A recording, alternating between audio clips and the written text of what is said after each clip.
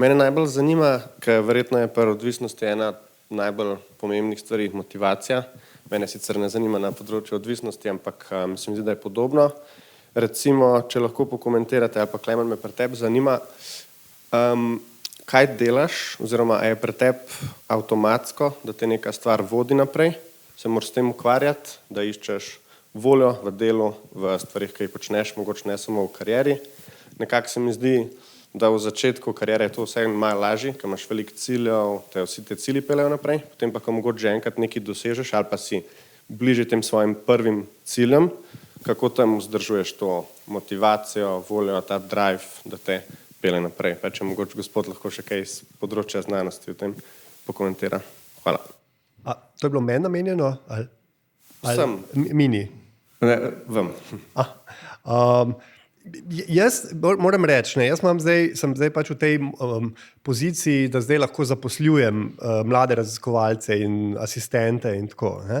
In zdaj se ravno pogovarjam, zdaj imamo, by the way, če kdo ga zanima, zdaj imamo 2 odprti meseci za raziskovanje in se pogovarjam z mladimi in me zanima, koga bi vzel in bi si ful želel, nekoga, ki bi mu to naredil veliko veselja, da bi bil z nami in tako. In skoraj vsi mi rečejo to, nisem še čisto prepričana, me to zanima ali me kaj drugega zanima. Ne? Moj nasvet je, ki je pa mogoče spet zvezdica, lahko popolnoma katastrofalen, prosim, ampak recimo, jaz nimam te izkušnje. Ne? Jaz nikoli nisem imel, pač jaz sem zelo len človek, jaz sem zelo nemotiviran, meni se nič ne da. Jaz bi če se da, skozi ždel z mojo mačko nekje v nekem sred gozda in to je to. Ne? Tako da, ampak po drugi strani pa me ful zanimajo ene stvari. Ne? In pol včasih to zanimanje prevlada to lenobo. Ne?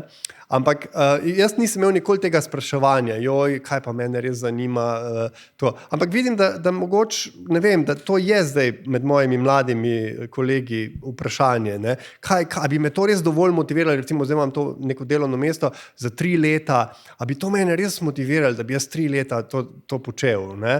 In moj nasvet, ki prosim, mi je zelo grozen, da dajem nasvete, ker jaz res don't follow me, ampak moj nasvet je bil, zdaj, če ne veš, pa probi, če se ti zdi fajn, recimo, če ti je prijetno z nami delati, ali pa karkoli, če je zanimivega tukaj, probi, ampak sam komitaj se, da boš 3 leta to delal, da boš do konca to naredil. In zelo verjetno se bo zgodilo čez leto pa pol, da ti bo zelo žal, da si se tega lotil in da, zakaj, ampak zdaj imam že nekaj izkušenj z mojimi mladimi kolegi in to, ki so šli čez to, in čisto vsi rečejo, to je bila za mene zadovoljujoča izkušnja. Jaz sem ravno ta del mogoč, ko prideš do tistega, jaz zdaj vem, odločil sem se, zdaj bom pa to naredil do konca. In ta del, da sem šel čez neki, takrat, ko res absolutno nisem čutil, da bo to za moje osebno zadovoljstvo dobro in tako naprej, se mi zdi, da je pol tist na koncu največ dalo. Tako da mogoče takrat, ko ni motivacije, ta neka jeklena notranja volja, vadba te jeklene volje, se mi zdi, zdaj prosim še enkrat, zvezdica, se mi zdi, da je nekaj najbolj lepega, kar potem ostane tem nam vsem. Tudi za sebe lahko rečem. Stvari, kjer sem šel potem, kjer sem stisnil zobe in potem do konca naredil, ampak ne stisnil zobe na začetku. Na začetku sem se svobodno odločil in me je zanimalo, ali pa neka stvar je bila tista, ki me je zelo vlekla zraven, ampak da sem cel lok opravil. Torej, da cel lok sledim nekemu procesu, to se meni zdi, da je nekaj zelo nekaj, kar veliko energije v življenje prinese. To je moj osebni občutek, ki je lahko čisto zgrešen, prosim.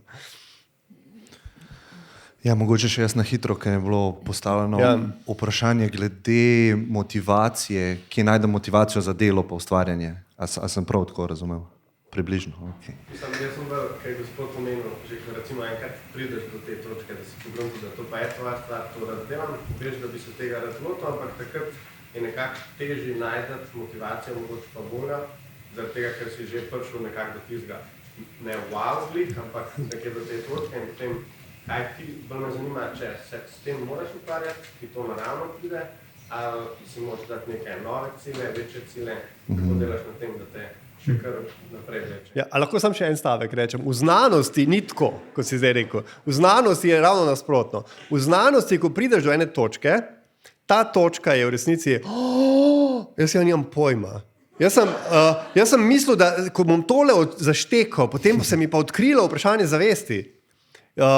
In potem prideš do te točke in vidiš, da ne samo, da ne veš, kaj je zavest, zdaj ne veš tudi, kaj je življenje. Recimo, to je bilo v moji.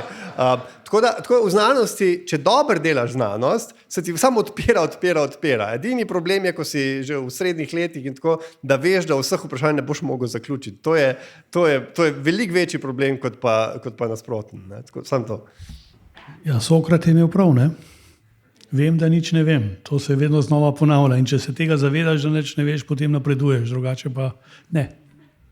Ja, se absolutno strinjam s tem. Mogoče samo moj ta nek razmišljanje okrog tega, da govorili smo delo s srcem, pa delo z ljubeznijo, pa to je lahko neka floskula, ki zelo malo pomeni, ne? Če nima nekega čutenja zadaj.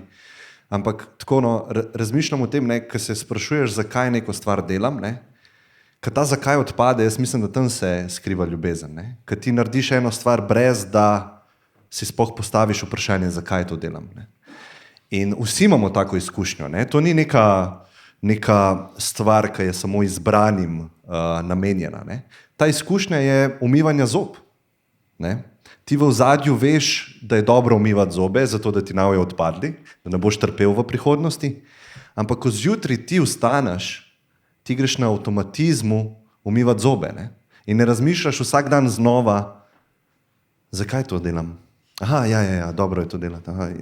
Sploh ni misli, ne? In ti si v tem mogoče flowu ali pa nekem potopljen si v neko aktivnost in ni razmišljanja o motivaciji.